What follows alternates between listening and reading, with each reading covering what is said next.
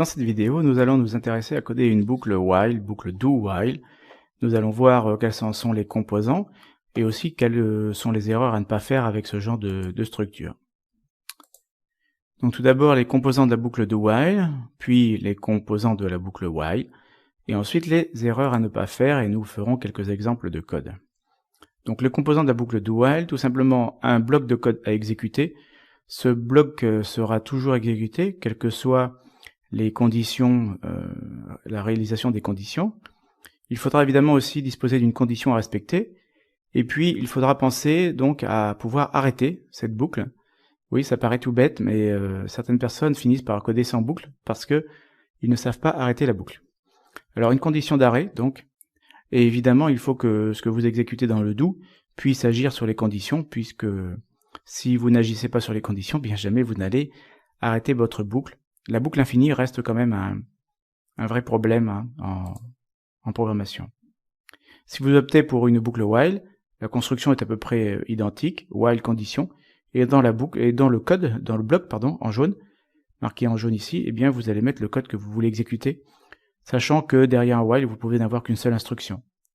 Il faut aussi bien sûr une condition pour arrêter la boucle, et comme on l'a dit pour le do while, il faut penser dans le bloc que vous conditionnez, eh bien à avoir les moyens d'arrêter la boucle, donc c'est-à-dire de modifier les conditions. Alors les erreurs à ne pas faire, pour le while, ne pas oublier les accolades s'il y a besoin. Donc ça c'est une chose que vous n'avez pas effectivement dans le do while. Et pour que la condition permette de sortir de la boucle, eh bien ça c'est tout simplement que la boucle infinie c'est un bug qui guette tout un chacun en programmation Java comme ailleurs. Donc ici je vais dans un petit bout de projet montrer donc ce que donne une boucle while et une boucle de while. 178 évidemment ça va beaucoup mieux si je fais ça dans l'étape d'après. Voilà. Donc je pourrais appliquer le while ou do while typiquement sur le tableau des arguments de la ligne de commande. Donc je vais, tant que i est inférieur à args.length, je vais afficher system.out.println args crochet de i. Donc ce qu'on voit dans cette boucle, c'est qu'évidemment il faut que le i soit déclaré et initialisé avant. Donc voilà une boucle qui va tout à fait bien passer à la compilation. Évidemment si j'exécute ce programme, il ne vous échappe pas que je vais boucler sur le premier argument et ne jamais avoir une autre affichage que l'argument en indice 0. Donc il convient d'écrire quelque chose qui modifie les possibilités d'atteindre la condition. Donc évidemment là avec un i++ ou un i égale i+1 ou un ++i ou un i plus égale 1, je me permets d'incrémenter donc l'indice, et donc normalement je vais me retrouver à arriver jusqu'à length. Pour que ceci fonctionne, il faut évidemment que dans les propriétés du projet je vienne mettre des arguments.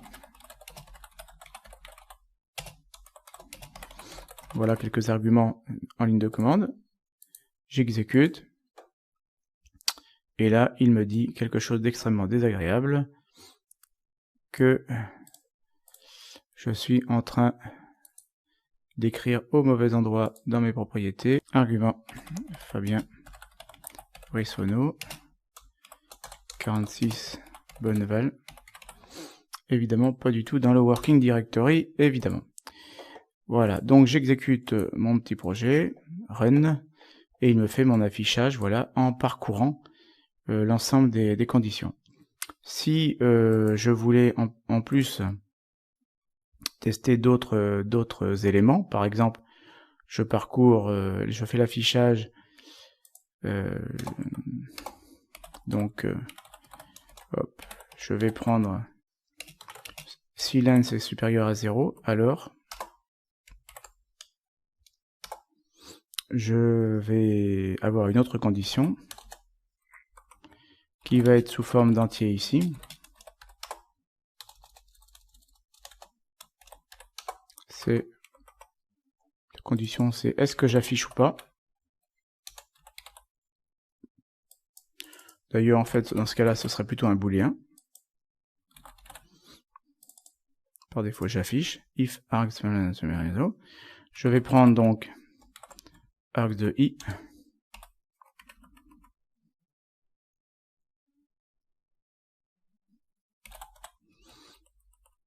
Donc de 0 en l'occurrence. Point equals affiche. Donc si il faut que j'affiche, alors affiche égale true, sinon on fait pas l'affichage. Voilà, donc si je fais et affiche, voilà, donc j'ai une condition ici un peu compliquée qui prend en fait un booléen qui est mis à true lorsque le premier paramètre est affiche. Donc maintenant si j'exécute mon programme, j'ai uniquement Fabien, autrement dit il affiche uniquement le premier élément. Si maintenant je viens modifier les propriétés et que j'insère dans les paramètres du run affiche, et bien en exécutant le programme, évidemment, j'ai la totalité du truc.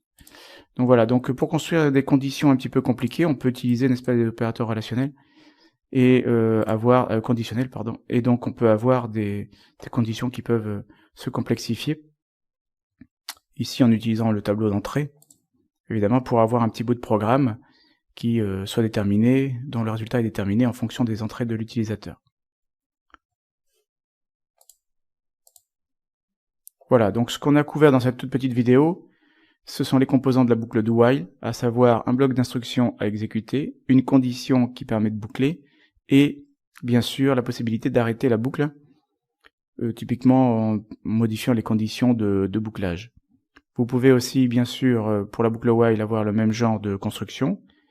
Et les erreurs à ne pas faire, c'est tout simplement, d'abord, ne pas se retrouver avec une boucle infinie, ce qui est quand même assez simple, en fait, assez facile.